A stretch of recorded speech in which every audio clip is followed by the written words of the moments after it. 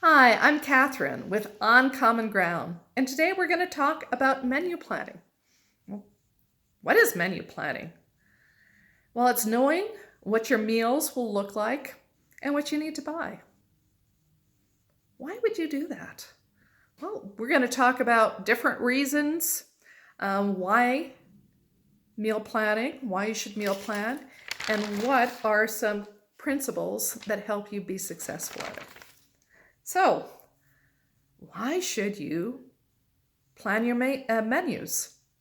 How many of you have all of a sudden, it's 6 o'clock, you just got home, and you go, oh my gosh, I need to eat something. I need to make a meal really quick. The kids are hungry, the husband's hungry, and you just grab something and just throw something together, or you pick up some fast food very fast. How many of you done that? I know I have. But a benefit of menu planning is you're more likely to eat healthy. You know, when you're hungry and your blood sugar drops, you're more likely to eat whatever you can get the fastest, like we're just talking about. When you plan ahead, you usually go and plan healthy meals. So that's one of the reasons to menu plan. Another is portion control. Because you are planning your meals, it allows you to know how much you're actually eating. So good with the calories. When you go to restaurants, most restaurants serve 2 portions every time you get a meal at a restaurant. Another is saving time. And standing in front of an open refrigerator and just looking and saying, well, what do I have? What can I put together? You know exactly what you're going to do. So saving time, knowing what your meals are. Another is saving money. Eating at home saves a lot of money. And sticking to what's on your list helps with impulse buys and helps you stick with your healthy choices and save a lot of money. Another, it avoids wasting food. When every food has a purpose, you use it all up. And then when you have one meal, you have a purpose for the leftovers for the next meal. And that's what I really recommend, is making enough for at least 2 meals. That saves you on time too, so you're not spending all your time cooking. So instead, if you can take the time to plan meals, write a grocery list, and have fruits, vegetables, whole grains, and beets available, they'll become convenient and eat more often. So what are some principles for making a successful meal plan? 1, adequate energy nutrients. Meals should provide enough energy and nutrients for a daily person, so to keep people healthy. Another is balance.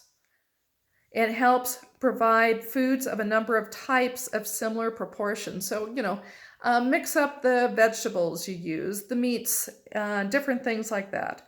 And that ensures not over-consuming some foods at the expense of others. So a principle is make sure there's adequate energy, nutrients, and balance of foods. Another is calorie control. So the key is select foods of high nutrient density and less energy dense foods, like choosing maybe a spinach salad over fried food. Nutrient density. Again, we were just talking about that. It's a measure of the nutrients of a food provides relative to the energy. So you want to select foods that deliver the most nutrients with the least calories. And we were just talking about spinach versus like fried okra. You get more nutrients with the spinach. Moderation. Principles invite providing enough but not too much. So again, we're looking at the portion control. And variety, another principle. It's important to go and have a variety of different foods because, foods in the same group get different nutrients. That way you get a variety of nutrients. No food is guaranteed not to be harmful in large quantities, and variety is the spice of life.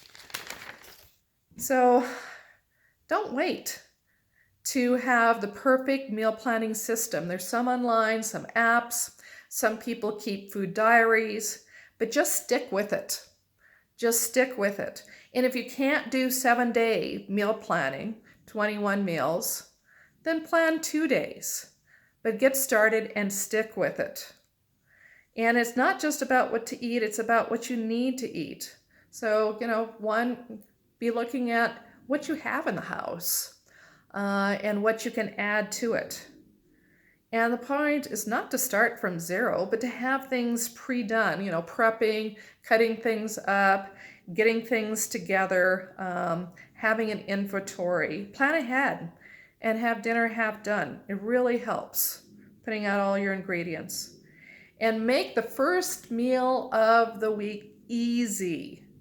Have it like maybe it's partly frozen, where you can just kind of throw it together. Or something like an omelet for dinner, something that you can put together very, very easily. And maybe have a theme for different nights of the week. And there's so many different themes you can have. You think of Taco Tuesday. Well, I'm going to read you some of all the different themes you could have, and that makes it easier to plan your meals too. So you might have, we talked about Taco Tuesday, pasta night, pizza night, one bowl meal night, fish night, salad night, chicken night, rice night, vegetarian night, stir-fry night, sandwich night, soup night, egg night, slow cooker night, chili night, breakfast for dinner, casserole night, burger night, or leftover night. So those are some tips to plan meals. So I hope everyone goes and starts with menu planning. Again, even if you start for 1 or 2 days, there are so many benefits. Thank you for joining me.